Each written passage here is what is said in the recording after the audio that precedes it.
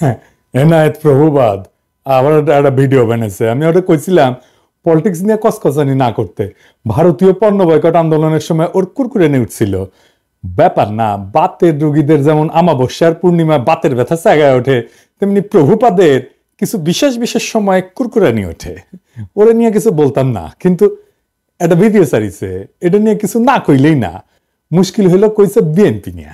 বিএনপির ডিফেন্ড করা তো আমার দায়িত্ব না, দায়ও না, আমি বিএনপি করিও না। কিন্তু বিএনপি ব্যাশিং এর নামে কোন শয়তানিটা শ্রী শ্রী এনায়েত প্রভুপাত করতেছে সেটা দেখায় দেওয়া দরকার, কারণ এটা দেশের জন্য জাতির জন্য জরুরি। আমি ওরে প্রভুপাত বলি কারণ ও হইতেছে বিজেপির বুয়েট শাখার সভাপতি। বাংলাদেশে বিজেপির পলিসি পার্সু করে, ঠিক যেভাবে ভারতীয় পণ্য বয়কটের সময় আমাদের পিছে লাগিয়েছিল, এখন বিএনপির পিছে লাগিয়েছে। তো এটা এখন বিএনপির পিছে লাগা হচ্ছে এখন বিজেপির পলিসি। মানে বিজেপি এখন জানে যে আওয়ামী লীগ আর তো আসবে না, কিন্তু বিএনপি যেন না আসে ক্ষমতায়, এটাই হইতেছে বিজেপির পলিসি। ও যেটা বলতে চাচ্ছে সেটা হচ্ছে আওয়ামী লীগ খারাপ, অবশ্যই ঠিক আছে, বিএনপি একই রকম খারাপ। বিএনপি একই রকম খারাপ একটা দল, এই বিএনপিকে ক্ষমতা আসতে দেওয়া যাবে না, ফেয়ার এনাফ। তো প্রভুবাদ আওয়ামী লীগের আমলে আওয়ামী লীগের শাসন নিয়ে কি কথা কবে পারছিল আপনারাই বলেন? তখন কিন্তু গোয়ার গু শুকায় গুটা হয়ে গেছিল, সেই সাহস হয় নাই। এখন ওর পৌরুষ জেগে উঠছে, বিপ্লবী হয়েছে, এখন এসেছে বিপ্লবী সাজিতে। ওই সময় কি কি করেছিল আসেন দেখি।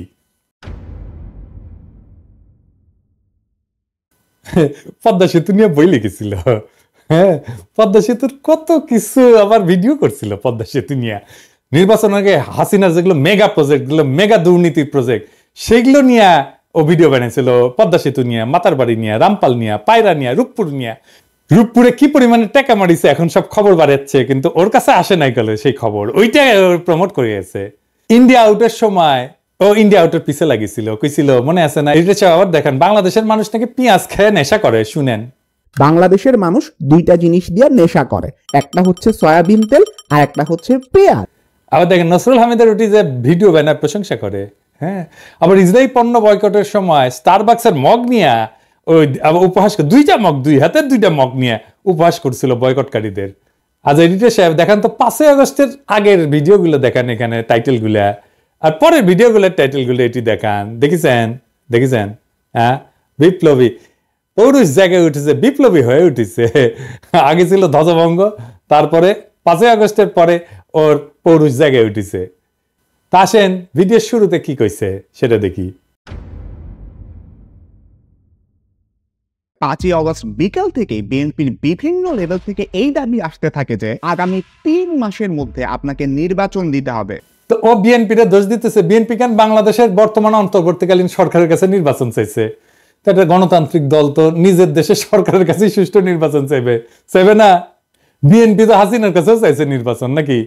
তো এনাদের ওই যে বাবার দেশ ভারতের কাছে যে ওর নেতা সজীব ওয়াজেদ জয় 90 দিনের মধ্যে বাংলাদেশে নির্বাচন করায় দেওয়ার দাবি করলো, সেটা এনাদের ভাল লাগছে না? হ্যাঁ, দেখেছেন? আসেন একে একে অন্য অভিযোগগুলা দেখি। ওই করছে যে মার্কিন দূতাবাসের সূত্র নাকি দাবি করেছে যে তারেক রহমান বিভিন্ন কনস্ট্রাকশন কোম্পানি আর প্রতিষ্ঠানের কাছে চাঁদা চাইছিল। শুনেন, মার্কিন দূতাবাসেরই আরেকটা সূত্র বলতেছে তারেক রহমান কোটি কোটি ডলারের অবৈধ সম্পদ সংগ্রহ করছেন। ঢাকায় আগে একজন মার্কিন রাষ্ট্রদূত ছিলেন যার নাম জেমস এফ মরিয়ার্টি। উনি বলতেছেন তারেক রহমান শুধুমাত্র যে মোনেম কনস্ট্রাকশনের মতন একটা লোকাল কোম্পানির কাছ থেকে ঘুষ খাইছেন এমন না, ওই কি মোনেম কনস্ট্রাকশন তারেক রহমানকে 4.5 লক্ষ মার্কিন ডলার ঘুষ দিছিল। আসল কাহিনী হচ্ছে মার্কিন দূতাবাস এরকম কোনো দাবি করে নাই। মার্কিন দূতাবাস তাদের কেবল মানে যে সমস্ত কমিউনিকেশন পাঠায় আর কি, তার দেশে কোথায় কি আপডেট হচ্ছে এইগুলা লিখে পাঠায় এবং বিভিন্ন বিষয়ে ওয়াশিংটনের মতামত চায়। এরকম একটা কেবল যেটা পাঠানো হয়েছে 2008 সালের নভেম্বরে, সেখানে তারা লিখছিল যে বাংলাদেশের দুর্নীতি দমন কমিশন তারেক রহমানের বিরুদ্ধে বিভিন্ন অভিযোগ আনছে, যার মধ্যে আছে অমুক কনস্ট্রাকশন ফার্ম থেকে চাঁদা দাবি, তমুক প্রতিষ্ঠান থেকে চাঁদা দাবির অভিযোগ। এটা রিপোর্টিং, এইটা মার্কিন দূতাবাসের কোনো অভিযোগ না। একটা দাবিও কিন্তু মার্কিন দূতাবাস বা তাদের কোনো সূত্র করতেছে না। এই অভিযোগ আনছে মইনুল আহমেদের সরকারের দুর্নীতি দমন কমিশন, যারা তখন -2 ফর্মুলা বাস্তবায়নে ব্যস্ত। আর আমেরিকা দূতাবাস সেই মামলাগুলোর বর্ণনা করতেছে, আর কিছু না। কিন্তু এই মামলাগুলো কিভাবে হয়েছে সেটা একটা বর্ণনা কিন্তু আছে মহিউদ্দিন আহমেদের বই 1/11-তে। এই মামলাগুলো হয়েছিল সরাসরি মইনুল আহমেদের নির্দেশে, যদিও তখনকার এনবিআর বা দুদক কেউই তারেক রহমানের বিরুদ্ধে কিছুই পায় নাই। বইয়ের 274 পৃষ্ঠাতে মহিউদ্দিন আহমেদ যখন তৎকালীন এনবিআর এর শীর্ষ কর্মকর্তাকে তারেক রহমানের মামলাগুলোর ব্যাপারে জিজ্ঞেস করছে, উনি উত্তর দিচ্ছেন, কি বলতেছেন, তাদের বিরুদ্ধে তো কোনো মেজর কেস পাওয়া যায়নি, যেমন তারেকের তো কোনো কিছু প্রমাণিত হয় নাই, তার তো কিছু পাই নাই বলতে গেলে, দেখেছেন। এবং এই 111 বইতে খুব বিস্তারিতভাবে লেখা আছে কিভাবে মইনুল আহমেদ বাধ্য করছিল এই সমস্ত মামলা দিতে। এবং আমরা সবাই জানি যে কিভাবে তখন ব্যবসায়ীদের তুলে নিয়ে বিভিন্ন রাজনীতিবিদদের বিরুদ্ধে মামলা করতে বাধ্য করা হইতো। সেই মামলাগুলোর সূত্র ধরে এই প্রভুপাদ ভিডিও বানায় ফেলছে যে তারেক রহমান চাঁদাবাজি করছে, দেখেছেন। মানে মানুষের তো ইন্টেলেকচুয়াল একটা অনেস্টি থাকবে। উনাকে আবার ছাত্র পড়ায় বুয়েটে, ছাত্র কি শিখবে ওর কাছ থেকে? ছাত্র সাবজেক্ট কি শিখবে জানি না, কিন্তু নৈতিকতা তো শিখবে না ওর কাছ থেকে। এখন প্রশ্ন হইতেছে যে মামলাগুলো হইলো গত 17 বছর, এই চাঁদাবাজি মামলার অগ্রগতি কি? ঘোড়ার ডিম, শূন্য। এটা চাঁদাবাজির মামলাও হাসিনা গত 17 বছরে কোনো আদালতে প্রমাণ করতে পারে নাই, এমনকি কোনো বিবাদী এই সমস্ত ভুয়া মামলা চালাইতেও চায় নাই। তো প্রভুবাদ কোত্থেকে পাইলো এগুলা? দেখেছেন কিরকম জাউরা, কিরকম জাউরা। এনায়েতের ভিডিওতে আমিন আহমেদ ভুইয়া নামে এক ব্যবসায়ীর কথা বলছে, যাকে নাকি তারেক রহমান হুমকি দিছিল চাঁদার জন্য। অথচ আমিন আহমেদ ভুইয়া নিজেই দাবি করছে যে তাকে জোর কইরা তারেক রহমানের বিরুদ্ধে মামলা করানো হয়েছিল। তো এডিটর সাহেব আগে দেখান প্রভুপাত কি কইছে। এই তারেক রহমান আল আমিন কনস্ট্রাকশনের মালিক আমিন আহমেদকে হুমকি দিছেন, তুমি যদি আমাকে $1.5 লক্ষ না দাও তাহলে তোমার কোম্পানি আমি বন্ধ করে দিব। তারপরে দেখান আমিন আহমেদ ভুইয়া কি কইছে। কারণ একটা ইস্তেদি বিষয় মামলাটি দেখুন বর্তমানে রাষ্ট্র বনাম তারেক রহমান সাহেব। আমি নিজে যদি উদ্যোগ হয়ে মামলা করতাম তাহলে তো মামলা চালুই থাকতো। আমার যদি উদ্যোগ বা ইচ্ছা থাকতো, আর স্বাভাবিক বিষয়, আমি তার সময় কেন মামলা করতে যাব? কিন্তু আমার দলের সিনিয়র যুগ্ম মহাসচিব নমিনেশন দিয়েছে, আমার সাথে রাজনীতি করি। মানে প্রভুপাদ ভিডিওতে যার নাম উল্লেখ করে দাবি করছে যে তার কাছে তারেক রহমান চাঁদা চাইছে, সে নিজেই বলতেছে যে তার কাছে তারেক রহমান টাকা চায় নাই, তাকে মামলা করতে বাধ্য করছে মইনুল আহমেদের সরকার। মানে ওই যে বলছে বিএনপি তো এর মধ্যে ক্ষমতায় আসেনি, মইনুলের পর তো আওয়ামী লীগ ক্ষমতায়, তাহলে ও তো এমন না জোরে চাপ দিয়ে বলছে বিএনপি, তাই না? এইটা গেল প্রথম ধাপ্পাবাজি। দ্বিতীয় ধাপ্পাবাজি ধরি, প্রভুপাত দাবি করেছে যে তারেক রহমান নাকি বাংলাদেশে সিমেন্টসের সমস্ত চুক্তি থেকে 2% কমিশন নিয়েছিলেন। থার্ড এক্সাম্পল সিমেন্স থেকে এই তারেক রহমান এবং তার ভাই আরাফাত রহমান কোকো ঘুষ নিছেন বলে কিন্তু অভিযোগ আছে। একজন প্রত্যক্ষ সাক্ষী জানাইতেছেন বাংলাদেশে সিমেন্সের যত চুক্তি হইতো তার থেকে প্রায় 2% কমিশন এই তারেক রহমান নিতেন। সিমেন্সের বিরুদ্ধে আমেরিকার যে মামলা হয়েছিল সেই মামলা 20 পৃষ্ঠার রায়ে কোন ডকুমেন্টে তারেক রহমান সিমেন্সের কাছে টাকা চাইছে বা তারেক রহমানকে সিমেন্স 1 টাকাও কখনো দিছে এমন কোন কথার উল্লেখই নাই। এই যে তাহলে এই তথ্য প্রভুপাত কোথায় পেয়েছে? হ্যাঁ, আওয়ামী লীগ দিছে ওরে, ইন্ডিয়া দিছে ওরে, বুঝছাও। আচ্ছা, এরপরের ঘটনা আর এটা ইন্টারেস্টিং, কারণ এটা থেকে আরো পরিষ্কার হয়ে যাবে যে এই প্রভুপাদের বেসিকই ক্লিয়ার না। ওই দাবি করেছে যে টঙ্গীতে একটা 80 মেগাওয়াট প্ল্যান্ট নির্মাণের জন্য চীনা কোম্পানি হারবিন তারেক রহমানকে $7.5 লাখ মার্কিন ডলার ঘুষ দিছিল। শুনেন, 12ই অগাস্ট প্রধান উপদেষ্টার সাথে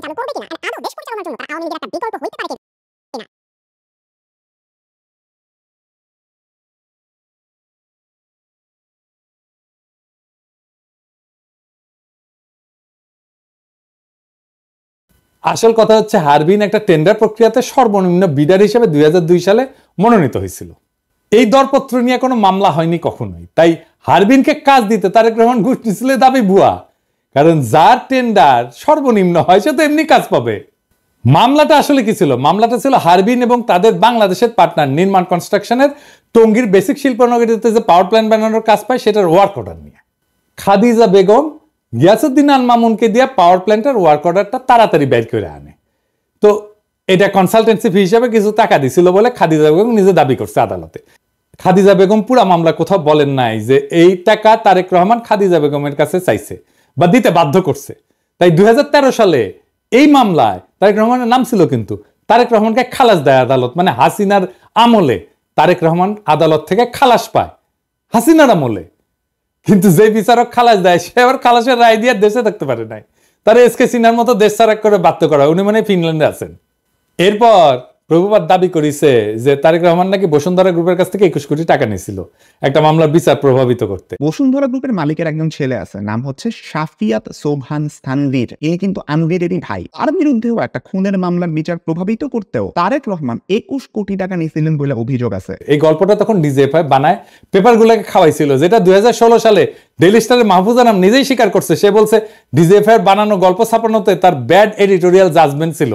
ভুয়া গল্পটা হাসিনার ইন্ডিয়ার দালাল এনায়েত আজকে ওই জেনজিদের খাওয়াইতে আসছে, কোন ধরনের রিসার্চ না কইরাই। কিরকম জাউরা দেখেন। আকবর সোবহান সাহেবের ছেলেকে বাঁচানোর জন্য তারেক জিয়া এত কোটি টাকা নিছে, একদম ফিগারটা সব উল্লেখ ছিল, 50 কোটি টাকা নিছে।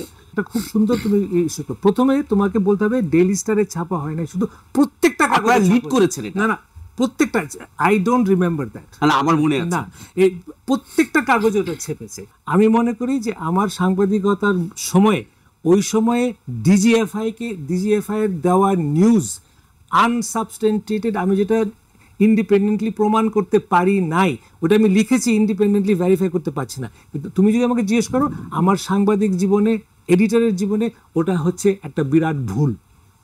আমি ভুল করেছি। ওই সময় ডিজিএফআই এর দেওয়া নিউজ আমার ছাপানো উচিত হয়নি। ইট ওয়াজ এ ব্যাড এডিটোরিয়াল জাজমেন্ট। আমি অপকটে স্বীকার করি। কিন্তু ঘটনা হচ্ছে যে যতগুলো দুর্নীতির অভিযোগ আনছে তারেক রহমানের বিরুদ্ধে, সবগুলো 111 সরকার, এবং 111 তো আপনারা জানেন এটা ইন্ডিয়ার সরকার ছিল, তাই না? এই 111 সরকার ইন্ডিয়া হাতে বাংলাদেশকে তুলে দেয়। এই যে ওই সময় 111 ডিজিএফআই মানে যারা আসলে ইন্ডিয়ার বানানো জিনিস, বানানো তরকারি খাওয়াইছিল, সেই জিনিসটা খাওয়াইতেছে প্রভুপাদ আইসকা জেনজিদের। এবার আসেন খাম্বানিয়া মিথ্যাচারের আলাপটা করি। ওই 111 সরকারের সময় খাম্বা দুর্নীতি সহ বিদ্যুৎ খাতের দুর্নীতি তদন্তে ওরিব ইউনিভার্সিটি বুয়েটের সাবেক ভিসি আব্দুল মতিন পাটোয়ারির নেতৃত্বে একটা তদন্ত কমিটি তৈরি করা হয়েছিল। সেই রিপোর্টটা পর্যন্ত এখনো প্রকাশ হয়নি। খোঁজ নিয়ে জানা যায় যে এই সময় 100 কোটি টাকা মূল্যের খুঁটি সংগ্রহ করছে এরকম 4টা প্রতিষ্ঠান ছিল। এর মধ্যে 3টেই ছিল আওয়ামী লীগ সমর্থিত ঠিকাদারি প্রতিষ্ঠান। এই 5 বছরে আরইবির মোট খুঁটির বেশিরভাগ সরবরাহ করে আওয়ামী লীগ সরকারের সমর্থক ব্যবসায়ী কাজী শাহাদ আহমেদের মালিকানাধীন জেমকম গ্রুপের 5টা প্রতিষ্ঠান। এই গ্রুপ একাই 511 কোটি 30 লাখ টাকার কাজ পায়। এছাড়া আওয়ামী লীগ সরকারের সময় আরইবির খুঁটির পুরাটাই যোগান দেয় প্রতিষ্ঠান। 2002 থেকে 2003 সাল বিএনপি সমর্থিত ঠিকাদারদের ছোট ছোট আরো কয়েকটা প্রতিষ্ঠান কাজ পেলেও 100 কোটি টাকার মতো কাজ করছে গিয়াসউদ্দিন আল মামুনের মালিকানাধীন খাম্বা গ্রুপের 2টা প্রতিষ্ঠান। তবে জোট সরকারের 5 বছরের প্রথম 1 বছর এই প্রতিষ্ঠান কিন্তু কোনো কাজ পায়নি। জোট সরকারের 5 বছরে আরইবির লাইন অধিগ্রহণের আওতায় মোট 879 কোটি 31 লাখ 22 হাজার টাকার কংক্রিট খুঁটি কেনা হয়। এর মধ্যে জেমকন গ্রুপের 5টা প্রতিষ্ঠান খুঁটি সরবরাহ করে 511 কোটি 30 লাখ টাকা, কনফিডেন্স গ্রুপ সরবরাহ করে 119 কোটি 79 লাখ টাকার খুঁটি, খাম্বা গ্রুপের 2টা প্রতিষ্ঠান সরবরাহ করে 102 কোটি 10 লাখ টাকার খুঁটি।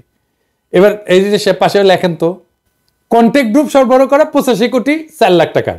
এছাড়া টেস্কো পাওয়ার লিমিটেড 24 কোটি, রয়্যাল গ্রিন 13 কোটি, লুমেক রুম্বার 20 কোটি এবং অন্য একটা প্রতিষ্ঠান নাম ভুলে গেছি 25 লাখ টাকার একটা খুঁটি সরবরাহ করে। 2003-04 সালে আরইবির মোট খাম্বা কেনে 214 কোটি টাকার। এর মধ্যে জেমকন 104 কোটি, মানে অর্ধেকেরই। খাম্বা 41 কোটি, কনফিডেন্স 31 কোটি, কন্টেক্ট 26 কোটি, টেস্কো পাওয়ার 20 কোটি, রয়্যাল গ্রিন 5 কোটি টাকার কাজ পায়। 2004-05 সালে আরইবির মোট খুঁটি কেনে 194 কোটি টাকা। এর মধ্যে জেমকন 87 কোটি টাকা, খাম্বা মাত্র 29 কোটি, কনফিডেন্স 27 কোটি, কন্টেক্ট 21 কোটি, রয়্যাল গ্রিন 5 কোটি টাকা, অন্য একটা কোম্পানি 2 কোটি টাকার কাজ পায়।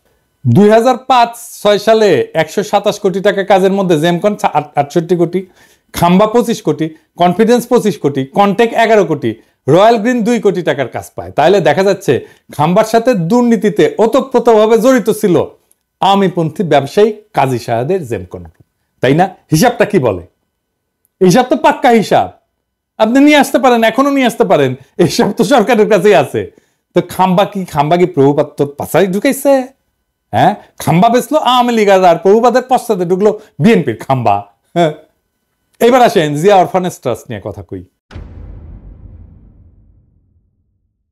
6 number example, Zia orphanage trust fund আছে যেখানে এতিমদের জন্য টাকা আসে। ওই ফান্ডের অ্যাকাউন্ট থেকেও 2 কোটি টাকা হাতায় আনেন এই তারেক রহমান। উনি তার নিজ শহর বগুড়াতে একটা জমি কেনার জন্য এই ট্রাস্টের তহবিলের টাকা ইউজ করে।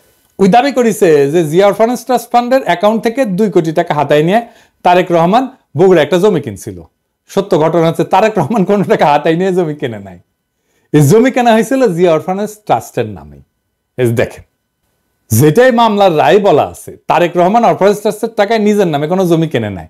এটা হাসিনার আদালতও বলে নাই, কোনোদিন দাবিও করে নাই, কিন্তু হাসিনা আর ইন্ডিয়ার দালাল এনায়েত প্রভুপাদ দাবি করেছে। এবার আসেন রাজনৈতিক ষড়যন্ত্র নিয়ে আলাপ করি। দ্বিতীয় এক্সাম্পল, 10 ট্রাক অস্ত্র। বাংলাদেশের ইতিহাসে সর্ববৃহৎ অস্ত্র আর গোলা বারুদের চালান আটক করা হয় 2004 সালের 1 এপ্রিল রাতে। তো প্রভুপাদ হঠাৎ করে দুর্নীতি বিশেষজ্ঞ থেকে রাজনৈতিক ষড়যন্ত্র বিশেষজ্ঞ হয়ে গেল, ব্যাখ্যা করতে আসছে 10 ট্রাক অস্ত্র মামলা নিয়ে। তো 10 ট্রাক অস্ত্র মামলার ব্যাপারে আমাদের প্রভুপাদের দেখা যাচ্ছে যে আমাদের দেশের মানুষের উপরে ভরসা কম, তাই সব সূত্র হচ্ছে ভারতীয় গোয়েন্দারা, যারা 10 টাকা অস্ত্রের দোষ চাপায় বাংলাদেশকে বিপদে ফেলতে বদ্ধপরিকর ছিল। এখানে যদি বিএনপির কোনো ভুল থাকে, তাহলে কি বর্তমান অন্তর্বর্তীকালীন সরকারের প্রধান উপদেষ্টা ডক্টর ইউনূসকে একইভাবে দোষারোপ করা যাবে না? উনিও তো ভারতের টিভি মিডিয়া এনডিটিভির সাথে সাক্ষাৎকারে বলছেন, বাংলাদেশকে ভারত অস্থিতিশীল করতে চাইলে ভারতের 7 সিস্টার অক্ষত থাকবে না, বলছে না? তাইলে ভারতকে চাপে রাখার ব্যাপারে পররাষ্ট্রনীতি কি বিএনপির ভুল ছিল? এই নীতির কারণে বিএনপির ভোট পেতে বাধা থাকবে কেন? আবার নিজেই বলছে যে বিএনপি ক্ষমতা আঁকড়ে ধরে রাখতে চায়নি। সেটা কি প্রমাণ করে না যে বিএনপি গণতন্ত্র চাইছে বারবার? আমরা এই প্রসঙ্গে পরে আসবো।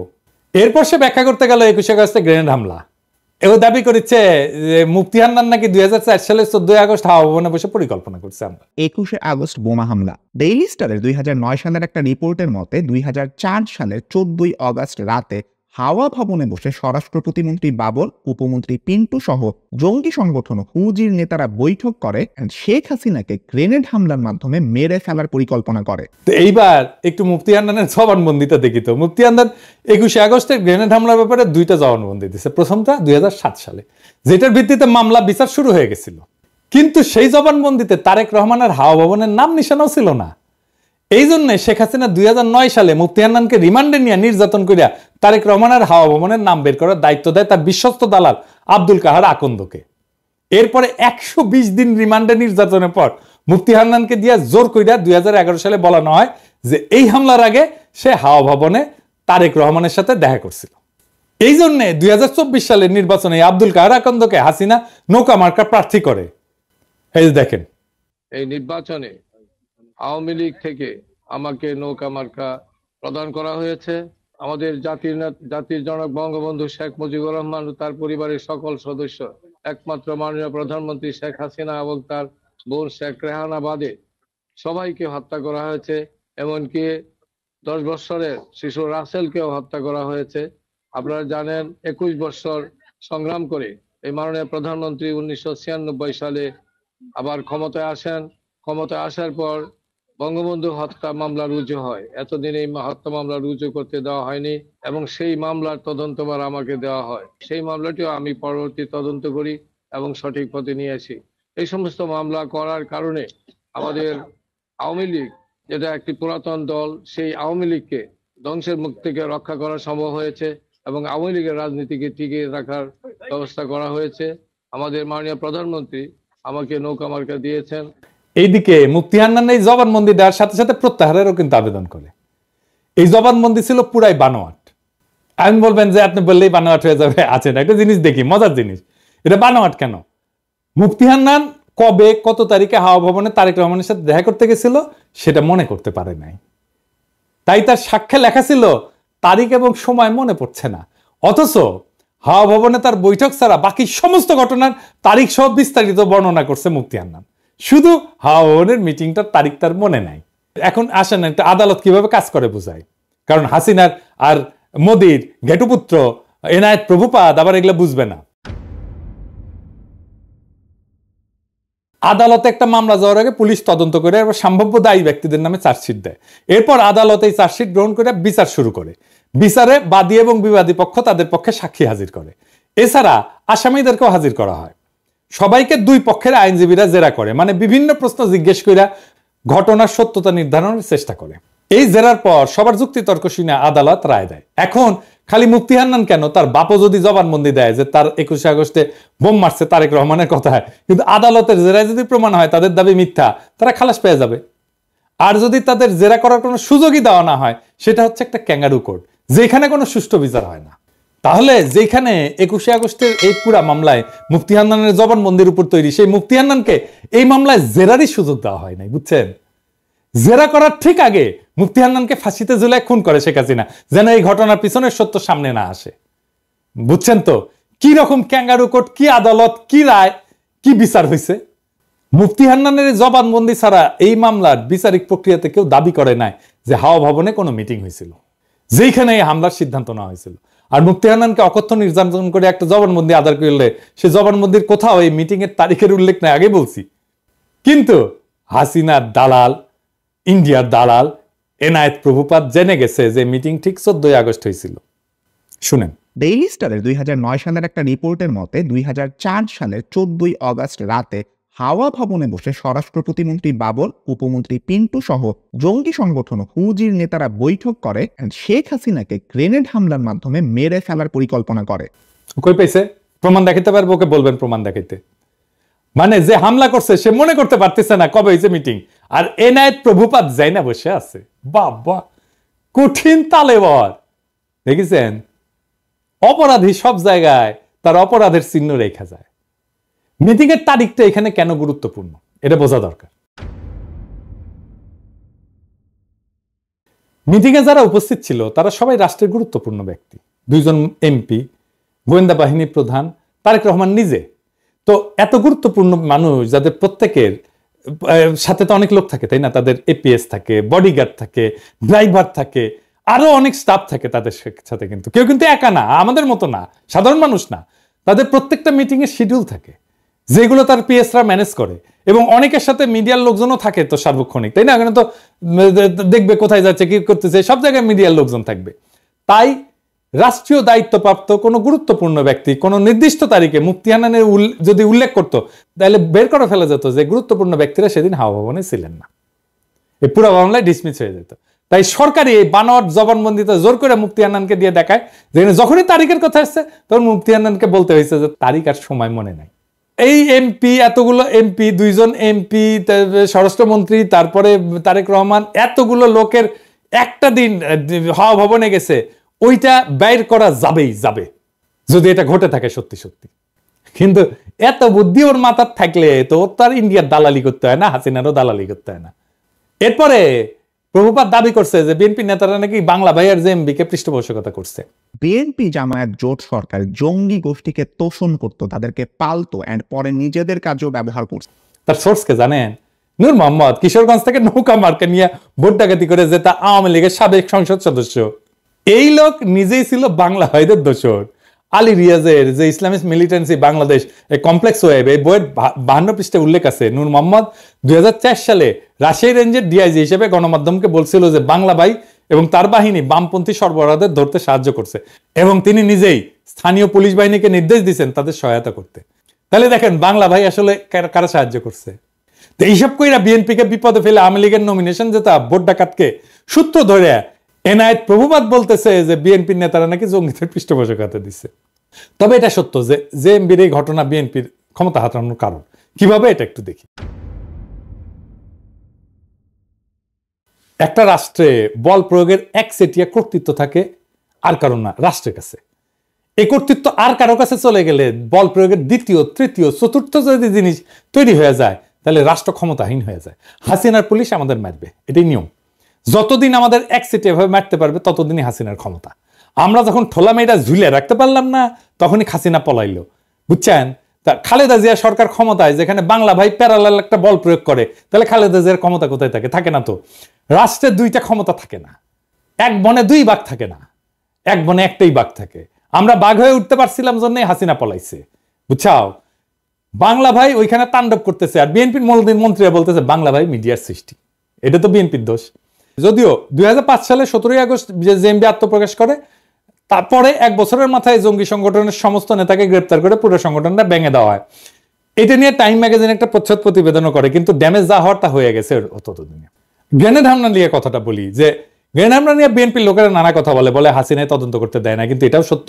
জজমিয়া নাটক কিন্তু বিএনপির আমলে হয়েছিল। গ্রেনেড হামলা একটা বিশ্বাসযোগ্য তদন্ত করতে না পারার দায় বিএনপির, এটা আমি আগেও বলছি, এখনো বলতেছি। আরো আরো বিএনপির আরো সমস্যা আছে। র্যাব বানানো হয়েছে, এটা বিএনপির একটা মারাত্মক ভুল। বিএনপি আমলে র্যাব বিচার বহির্ভূত হত্যাকাণ্ড শুরু করে, এইটা মানবাধিকার লঙ্ঘন, এর দায় বিএনপি। এবং এখনো পর্যন্ত বিএনপি যে এটা ভুল কাজ ছিল সেটা স্বীকার করে না। দেশের আভ্যন্তরীণ আইন শৃঙ্খলাটা মিলিটারি ইস্যু না রে বাবা, এইটা মিলিটারি দিয়ে এই কাজ করতে পারবেন না। এখন মাঠে মিলিটারি আছে, পুলিশের কাজ করতেছে, এটাও মিলিটারির কাজ না। ওদের যত দ্রুত সম্ভব ক্যান্টনমেন্টে ফিরে যাওয়া উচিত। এবার আসেন 15 ফেব্রুয়ারি নির্বাচন নিয়ে। 1996 সালে 15 ফেব্রুয়ারি নির্বাচনের ভুল প্রেক্ষাপট বর্ণনা করছে। বাস্তবতা হচ্ছে যে বিএনপি জনগণের দাবি মেনে নিয়ে তত্ত্বাবধায়ক সরকারের অধীনে নির্বাচন দিতে চাইছিল, কিন্তু সংবিধান সংশোধনের জন্য যথেষ্ট সংখ্যক সংসদ সদস্য ছিল না, কারণ আওয়ামী লীগ, জামাত সহ সকল দলের সংসদ সদস্য সংসদ থেকে পদত্যাগ করছিল। সেই জন্য 15 ফেব্রুয়ারি নির্বাচনটা দিতে হয়েছিল। 15 ফেব্রুয়ারি নির্বাচনের মাধ্যমে নতুন সংসদ তত্ত্বাবধায়ক সরকারের বিল পাস করে বিএনপি পদত্যাগ করছিল। এটা তো একটা নিয়মের কারণে, নিয়ম রক্ষার জন্য করছিল। বিএনপির সেন্সেবল আচরণের কারণেই 1996 সালে 116 জন আসন নিয়ে বিরোধী দলের আসনে বসতে পারছিল। সরকার যদি এতই খারাপ চালে তো এত আসন পাইতো না, তো যেটা আওয়ামী লীগের সাথে 2001 সালে ঘটছিল। কিন্তু এখন প্রভুপাতকে বলতে হবে, বিএনপি আমলকে আয়না ঘটছিল? কোন আন্দোলনে 2 সপ্তাহে 1000 মানুষ মারা গেছে, হেলিকপ্টার থেকে গুলি করা হয়েছে, স্নাইপার দিয়ে গুলি করা হয়েছে, সরাসরি বুকে গুলি করা হয়েছে, মাথায় গুলি করা হয়েছে স্নাইপার দিয়ে। বাংলাদেশকে ভারতের উপনিবেশ বানানো হয়েছে বিএনপির আমলে। বাংলাদেশের রাজনীতিতে ভারত হস্তক্ষেপ করছে, পর 3 টার্মে ভোট দেওয়া বন্ধ করে দিছে, লক্ষ কোটি টাকা পাচার হয়েছে, একটা গুমের ঘটনা ঘটছে, লাখ লাখ লোককে দেশান্তরী হইতে হয়েছে আমার মতো, নাকি বিপ্লব হয়েছে এরকম বিএনপি সরকারকে উৎখাতের জন্য? বিএনপি সরকারের বিরুদ্ধে কথা বলার জন্য পিটায় মারা হয়েছে কখনো? আওয়ামী লীগ ফ্যাসিবাদ কায়েম করছে, বিএনপি কখনো ফ্যাসিবাদ কায়েম করছে? বিএনপি 57 জন সেনা অফিসারকে মারছে বিদ্রোহের নামে? বিএনপি রাতের আধারে আলেমদের মাইরা লাশ গুম করছে? বিএনপি আমলে দুর্ভিক্ষ হয়েছে? এরপরে বলে বিএনপি আওয়ামী লীগ এক। স্বাধীনতার পর আওয়ামী লীগ 25 বছর শাসন করছে, বিএনপি করছে 15 বছরের মতো। আওয়ামী লীগ মাত্র একবার শান্তিপূর্ণভাবে ক্ষমতা হস্তান্তর করছে, 2 বার তাকে নির্বাচন দিয়ে হটানো যায় না, রক্তাক্ত বিপ্লব করে হটাইতে হয়েছে। হ্যাঁ, শালার আমি জাউরার সিল দেই নাই না? হ্যাঁ, দেন এডিটরশিপ দেন, জাউরার সিল দিয়ে দেন, 2 বার দেন, 3 বার দেন। 111 একটা পলিসি ছিল -2, মানে হাসিনা খালেদা দুইটাই বাদ, কিন্তু আসলে ওইটা -1, মানে Hasina in Khaleda out. BNP জামাতকে ক্ষমতায় আসতে দেওয়া যাবে না, এটা ইন্ডিয়ান লাইন, এটা বিজেপি কংগ্রেস সবার লাইন। কারণ বিএনপি জামাত ক্ষমতায় থাকলে ইন্ডিয়ার বাংলাদেশে ভাত নাই। ভারতীয় পণ্য বয়কটে ভারতকে বাঁচাইতে আসছিল প্রভুপাত, এখন আওয়ামী লীগের পতনে ইন্ডিয়াকে বাঁচাইতে আসছে প্রভুপাত। কারণ ইন্ডিয়া জানে যে আওয়ামী লীগের জিন্দগিতে ক্ষমতায় আসতে পারবে না। বাংলাদেশে ইন্ডিয়ার অনেক সফট অ্যাসেট আছে, এই প্রভুপাত তার মধ্যে একটা, ইন্ডিয়ার সফট অ্যাসেট। এরকম আরো অ্যাসেটকে মাঠে নামাবে ইন্ডিয়া, এই যে রোকে অ্যাপ্রাজি আর একটা সফট অ্যাসেট। তবে প্রভুপাত, তোমার ইন্ডিয়ান সফট অ্যাসেট মার্ক করে রাখলাম, যেদিন ভারতীয় পণ্য বয়কটের পিছিয়ে লাগছো সেদিনই মার্ক করে রাখছি। আমার মার্ক করা ভুল হয় না, বুঝছাও? তো একটা জিনিস জানো, কয়া রাখি, বাঘে শুইলে 18 গা, ঠোলাই শুইলে 36 গা, আর পিনাকি শুইলে জয় বাংলা।